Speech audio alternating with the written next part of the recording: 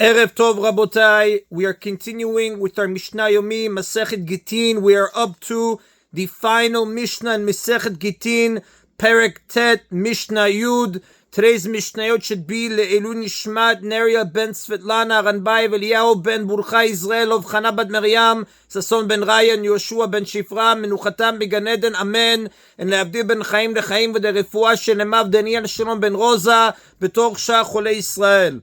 The final Mishnah discusses what is considered an acceptable reason for a husband to divorce his wife.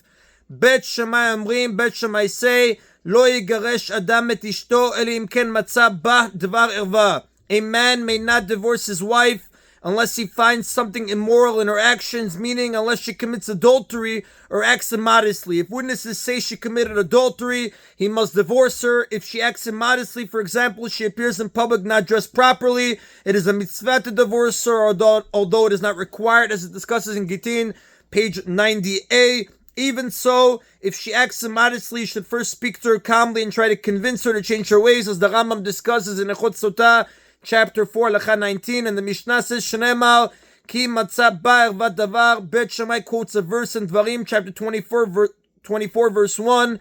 If she does not find favor in his eyes because he found an immoral matter in her actions, he shall write for her a document of separation.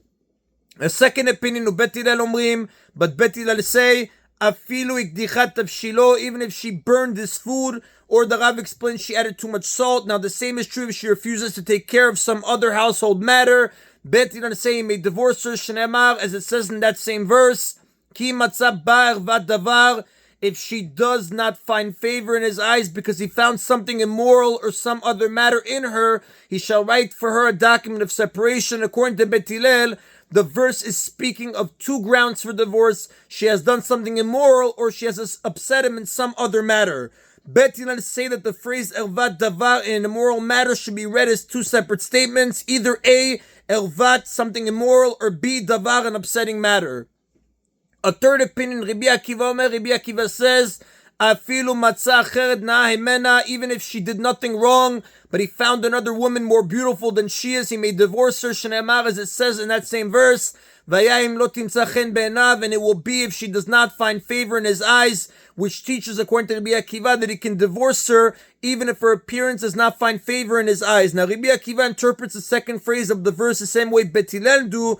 However, he interprets the first phrase, if she does not find favor in his eyes, as yet another reason for divorce, that her appearance does not find favor in his eyes. According to Bet Hillel, however, a man may not divorce his wife simply because he found another more beautiful woman. The halacha follows Bet Hillel.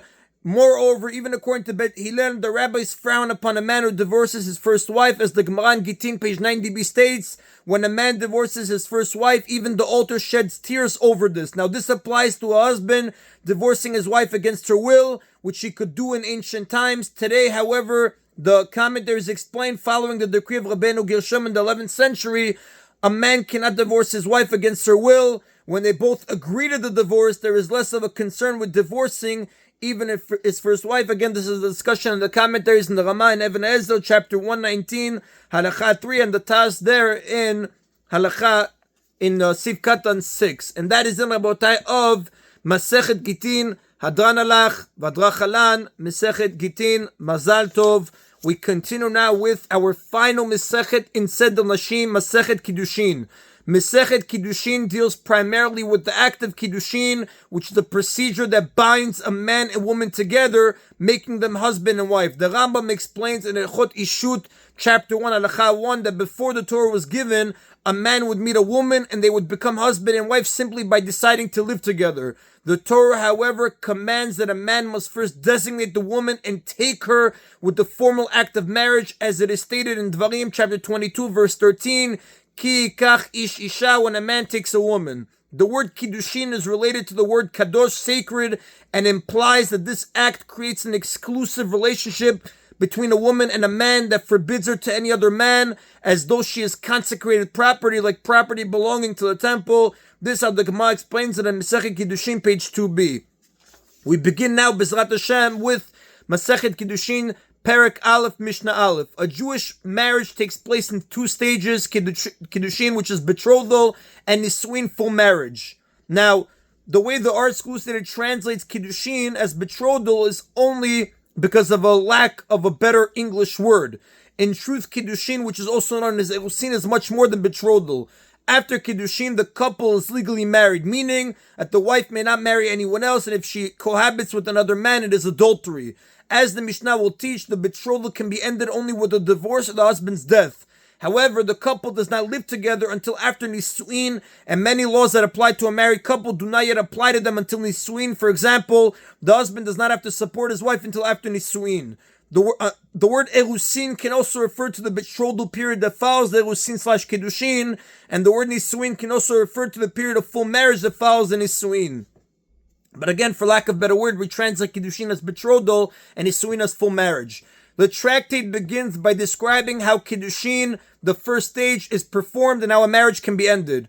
Ha'isha niknet b'shalosh darachim, a woman is acquired, betrothed by her husband in one of three ways. Now, a husband does not acquire his wife as he acquires a possession. Rather, this term refers to the creation of the exclusive bond a husband has with his wife that prohibits her from marrying or cohabiting with anyone else. And the Mishnah says a woman is betrothed by her husband in one of three ways. The konat atzma b'shte dachim, and she acquires herself back, meaning she becomes free from her bond with her husband and may remarry in one of two ways. The Mishnah lists the three ways a woman can undergo Kiddushin. Niknet b'kesef b'shtar u'b'biyah.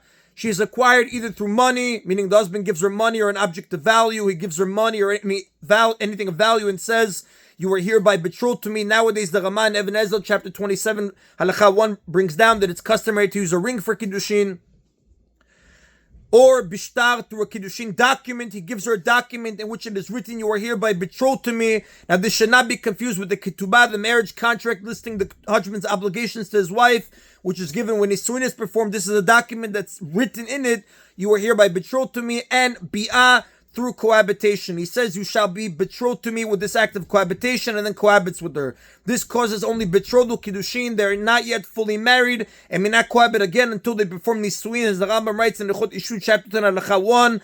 And the commentaries explain, although this is an effective means of betrothal, the rabbis prohibited it for reasons of modesty. Now, whatever the form, whether, like we said, it's through money, through a document, or through cohabitation, Kiddushin must be performed in front of two witnesses. In the case of cohabitation, witnesses only need to see the couple go into a private room. Now, the Mishnah cites a dispute about how much money is needed for Kiddushin.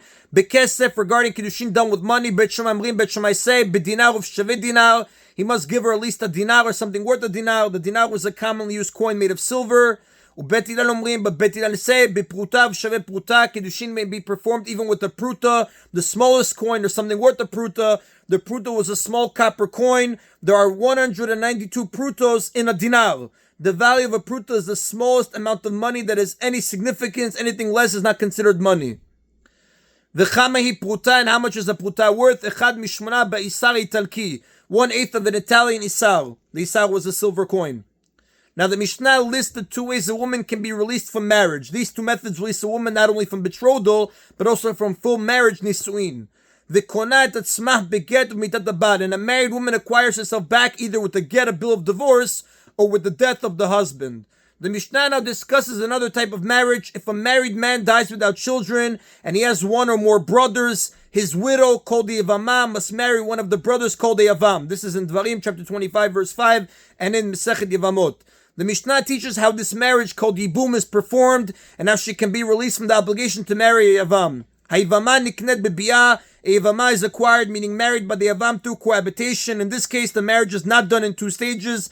After cohabitation, they are fully married and are like a regular husband and wife. The konat atzma b'chalitzav mitat Yavam, and if the Yibum is not performed, she can acquire herself, meaning she becomes free to marry anyone through the procedure of chalitza, or to the death of the Yavam. Now, in this procedure of Chalitza, the Yavama removes the Yavam's shoe and spits in front of him, and they recite a passage from the Torah in which she accuses him of refusing to rebuild his brother's home, and he admits that. This is verses in Dvarim, chapter 25, verses 7 through 10, and it's also discussed in Yevamot, chapter 12, Mishnah 6, the full description of Chalitza. Again, the Mishnah says, or either through the procedure of Chalitza or through the death of the Yavam. If there is more than one brother, she is free to remarry only if they all die. Chalitza, however, frees her to remarry after it is performed by any one of them. And that is the Nabotai of Masechet Kiddushin. Again, Mazal Tov on the completion of Masechet Gittin. This is our final Masechet before we conclude with the Siyum, Seder Nashim. Chazaku Baruch, Hadrach Alan, Hadran Alach, Baruch Adonai Leolam. Amen, amen.